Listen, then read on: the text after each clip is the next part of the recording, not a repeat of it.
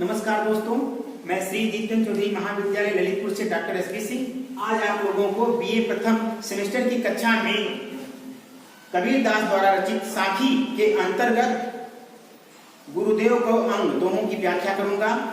आप लोग ध्यान से पढ़िएगा और समझिएगा, ठीक है। आइए पहले कबीर दास जी के दोहे को हम लोग पढ़ते हैं।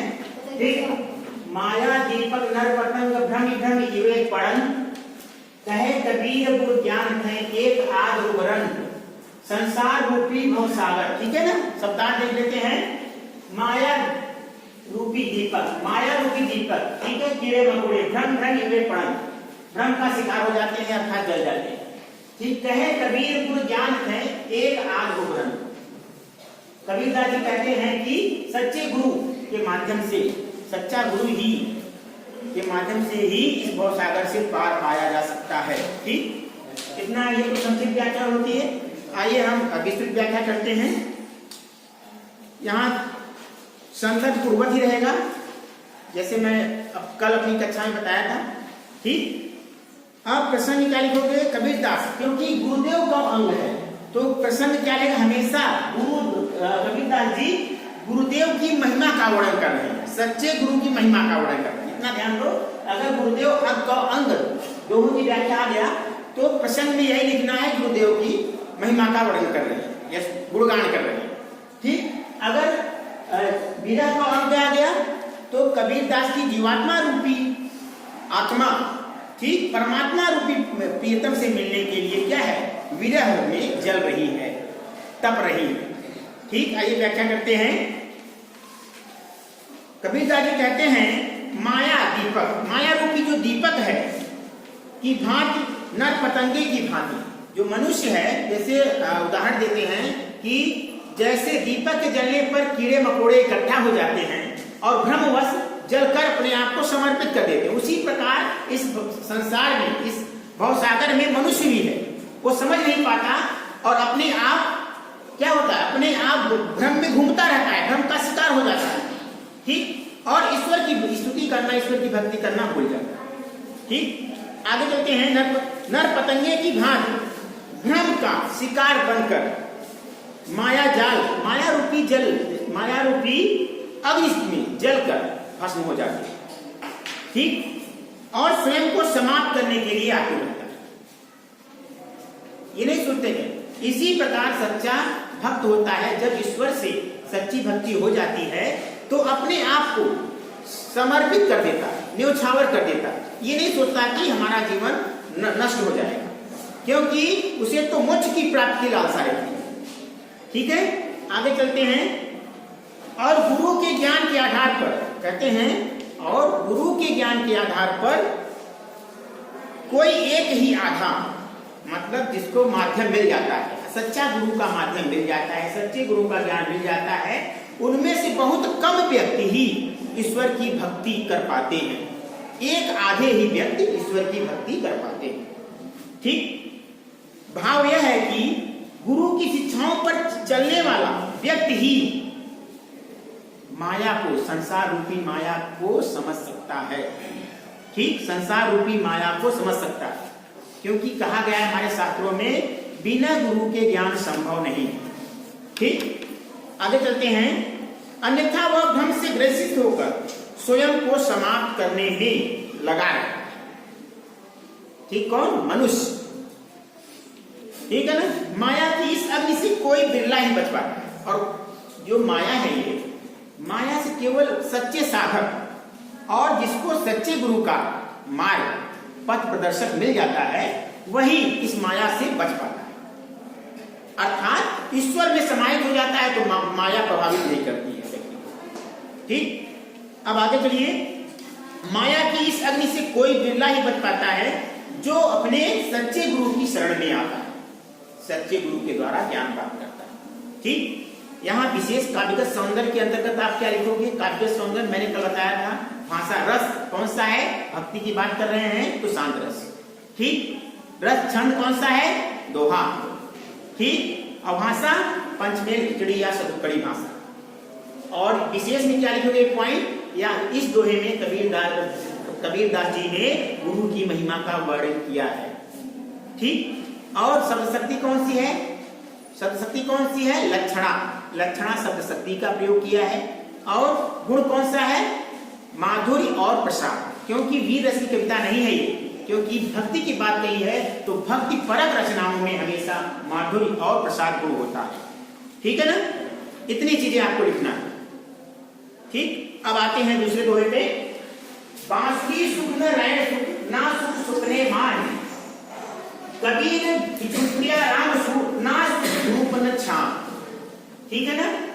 बांसुरी मतलब दिन, यहाँ जो भावात्मक अर्थ है, बांसुरी मतलब दिन, सुख न रैन मतलब रात, ना सुख सुपने मान स्वप्न।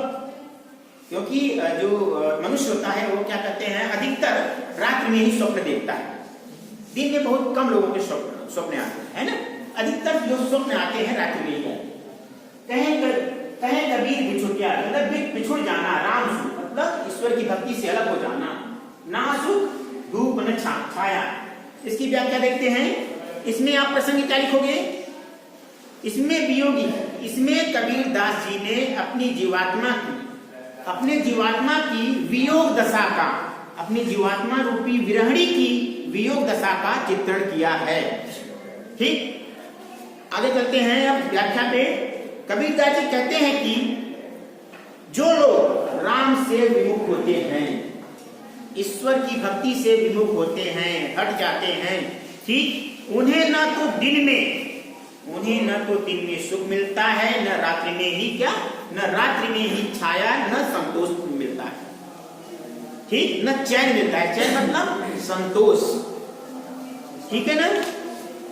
और राम योग में के लिए, तो जो राम के लिए वियोग में जल रहा हो, ईश्वर की भक्ति के लिए जो जल रहा हो, उसकी विरह रूपी, ईश्वर की भक्ति रूपी विरह रूपी अग्नि में जल रहा हो, तो उसके लिए क्या है?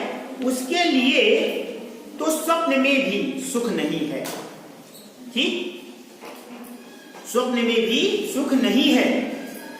न तो वह धूप में सुख पाते हैं, न तो वह छाया में सुख पाते हैं। अर्थात जो भक्त होता है समान परिस्थितियों में एक समान रहता है। ये नहीं कि सुख आया तो अपनी भक्ति करना छोड़ दे, दुख आया तो भक्ति करना आरंभ कर दे, ऐसा नहीं। मतलब ईश्वर की समान सभी परिस्थितियों में स्तुति करता है जो भक्त सच्चा साधक होता है। ठीक है, आगे चलते हैं। भाव यह है कि ईश्वर से विमुख जीव, इस संसार में जितने भी जीव हैं, ईश्वर से विमुख होकर जो ईश्वर की भक्ति नहीं करता है, अर्थात ईश्वर को याद नहीं करता है, उसका जीवन हमेशा कष्टमय बना रहता है। ठीक, उसकी आत्मा हमेशा क्या करते हैं, वियोग में डूबी रहती है, कहने का तात्पर्य। ठीक, अब विशेष में क्या लिखोगे यहाँ पर? अब क्योंकि हमने बताया था कि ज्ञानाश्रयी काव्यधारा के जो जितने भी संत कवि हैं, उन्होंने ईश्वर को प्राप्त करने का क्या मार्ग बताया? उन्होंने अब ईश्वर को क्या माना? ईश्वर को पत्नी माना है। और ठीक, सॉरी, ईश्वर को पत्नी नहीं, पति माना है। ठीक है, ईश्वर को पति माना है और अपने को पत्नी, इस माध्यम से। और उसी तरह सूफी काव्यधारा में उल्टा कर दिए। ठीक, जो साधक है, सूफी का धारक साधक क्या है, ठीक है, अपने आप को क्या मान रहे हैं? अपने आप को पति माने, ईश्वर को पत्नी मान रहे हैं। मतलब उल्टा हो गया। इस माध्यम से आराधना कर रहे हैं।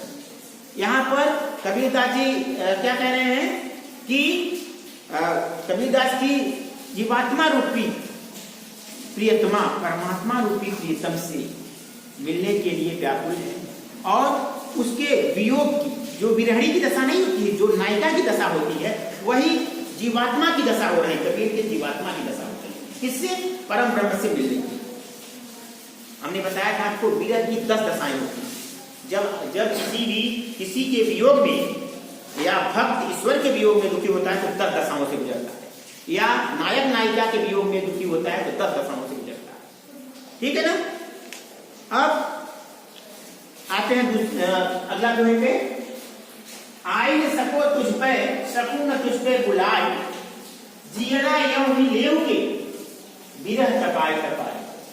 आई न सको तुझ पे मतलब सकूं तुझ पे, मैं तुझ पर, बुलाए बुलावा देना, आमंत्रित करना, जियरा यूं ही लेओगे, जियरा में हृदय, मन, ठीक, जीवात्मा, विरह तपाई, विरह रूपी अग्नि में तपाकर, क्योंकि जो विरह की अग्नि होती है, जब नायिका की विरह की अग्नि होती है तो क्या वो साधारण अग्नि नहीं काम करती। कोई भी हो, जब ईश्वर से क्या भक्ति प्राप्त कर लेता है तो उसे कुछ नहीं अच्छा लगता। ये संसार ये समझ गया है कि संसार ये नश्वर है, ये सब बाहरी दिखावा है, क्षणभंगुर है। ये संसार नश्वर है, हम लोग नश्वर हैं, जीवात्मा तो अजर अमर है। क्योंकि गीता में भी कहा गया है, नैनम छिन्नम शस्त्राणि नैनम दहति पावकः न चैनम क्लेदयन् तापो न शोष्येत मातरः। यही बात कबीरदास जी कह रहे हैं, ठीक। क्योंकि आत्मा अजर अमर है, केवल क्या परमात्मा से मिलने के लिए सारे विकारों को दूर करती है आत्मा, तब मिलन होता है, ठीक। आइए इसका प्रसंग आप लोग क्या लिखोगे, प्रसंग पूर्वत ही रहेगा, ठीक। क्योंकि कबीरदास की जीवात्मा रूपी इतना परमात्मा रूपी प्रीतम से मिलने के लिए व्याकुल है, इसी के संदर्भ में ये दोहा है, ठीक। आगे के लिए व्याख्या करते हैं। कबीरदास जी कहते हैं, जीवात्मा रूपी विरहणी, विरहणी मतलब विरह में व्याकुल नायिका, विरहणी इसीलिए विरहणी, ठीक, मतलब विरह में व्याकुल नायिका। कबीरदास जी की जीवात्मा रूपी विरहणी, ठीक, परमात्मा रूपी प्रीतम के वियोग में व्याकुल है, ठीक। और भगवान कहती है कि हे ईश्वर, न तो आप तक मैं पहुंच सकती हूं, जब तक मेरे अंदर ये सांसारिक मोह माया भरा हुआ है, न तो मैं आप तक पहुंच सकती हूं और न मेरे अंदर आप तक आ सकती है ना। क्योंकि जब हमारे मन के अंदर सारे विकार दूर हो जाएंगे, तभी आपका हमारे परमात्मा में निवास होगा, है ना। क्योंकि आत्मा में परमात्मा का निवास होता है, क्योंकि वो छिप जाते हैं, क्योंकि आपके विकार मनोविकार आ जाते हैं तो आप उससे मिलन नहीं करोगे, कुंडलियों को जागृत नहीं कर सकते, ठीक। अब कह रहे हैं कि और न ही आपको अपने पास ही बुला सकती हूं, क्योंकि अगर मैं आपको अपने पास बुलाऊंगी तो उसके लिए मुझे सच्ची भक्ति करनी पड़ेगी, है ना। सच्चे मन से आपका स्मरण करना पड़ेगा, और सच्चा मन क्या, आप लोग जानते ही हो कि अपने मन को 15 में नियंत्रण नहीं कर सकते। मन को नियंत्रण में रखना बहुत ही कठिन कार्य है, ठीक है ना। अब कह रहे हैं, अर्थात आपका मिलन असंभव प्रतीत होता है। क्यों कह रहे हैं कि अब तो न मैं आपको अपने पास बुला सकती हूं और मैं ना अपने पास आपके पास जा सकती हूं, दोनों बातें, ठीक। अब क्या इन दोनों बातों के चक्कर में क्या करते हैं, कबीरदास की जीवात्मा फंसी हुई है माया जाल के चक्कर में। अब मैं क्या करूं, कैसे इस माया जाल से निकलूं, ठीक, कैसे मैं इस माया जाल से निकलूं, ठीक है ना। आगे चलते हैं। अर्थात आपका मिलन हमें असंभव प्रतीत होता है, ठीक। कबीरदास जी कहते हैं कि लग रहा है हे ईश्वर, हमारा और आपका मिलन नहीं हो पाएगा, ये नायिका आपके वियोग में दुखी ही रहेगी, ठीक है ना। अब भाव यह है कि ईश्वर से क्या है कि भाव यह है कि ईश्वर के विरह में जो साधक होता है वह तप कर तड़प कर अपने प्राण को त्याग देता है, ठीक। यही है इसका कौन सा अलंकार है, तपाए पूर्वोक्त प्रकाश अलंकार, मानवीकरण अलंकार, रूपक अलंकार, है ना, उपमा अलंकार। तो आप लोग इसी तरह व्याख्या लिखिएगा, काव्यगत सौंदर्य जरूर लिखिएगा। एक बार मैं पुनः रिवीजन कर दे रहा हूं कि व्याख्या लिखने का प्रारूप क्या है। पहले आप संदर्भ लिखोगे, उसके बाद प्रसंग लिखोगे, उसके बाद शब्दार्थ लिखोगे। मान लीजिए कोई दोहा आ गया तो शब्दों के अर्थ लिखोगे, जो जिन शब्दों का अर्थ आपको मालूम है, ठीक। उसके बाद आप क्या लिखोगे, उसके बाद लिखोगे व्याख्या। व्याख्या के बाद जब व्याख्या लिख लोगे तो व्याख्या के बाद लिखोगे काव्यगत सौंदर्य, हेडिंग डालोगे। काव्यगत सौंदर्य के अंदर दो चीजें आती हैं, एक तो भावपक्षी विशेषताएं, एक तो कलापक्षी विशेषताएं, ठीक। भावपक्षी विशेषताओं में कवि का भाव क्या है, दोहे में मतलब मुख्य बात क्या कही गई है, उसको आप एक दो लाइन में लिख सकते हैं। इसके बाद कलापक्षी में होता है, काव्य कलापक्षी में रस छंद, अलंकार, भाषा और गुण शब्द शक्ति। ठीक, गुण शब्द शक्ति, इतनी चीजें आपको लिखना है। तब आपको व्याख्या में मान लीजिए अगर 10 नंबर की व्याख्या है तो 8 नंबर मिलेगा। इतनी अच्छी तरीके से व्याख्या लिखोगे तब। ठीक है ना, समझ में आ गया बच्चों? हाँ, उम्मीद करता हूं कि मैंने आज आपको कबीर दास के दोहों की व्याख्या बताई, वह अच्छे से समझ में आ गई होगी। बहुत बहुत धन्यवाद।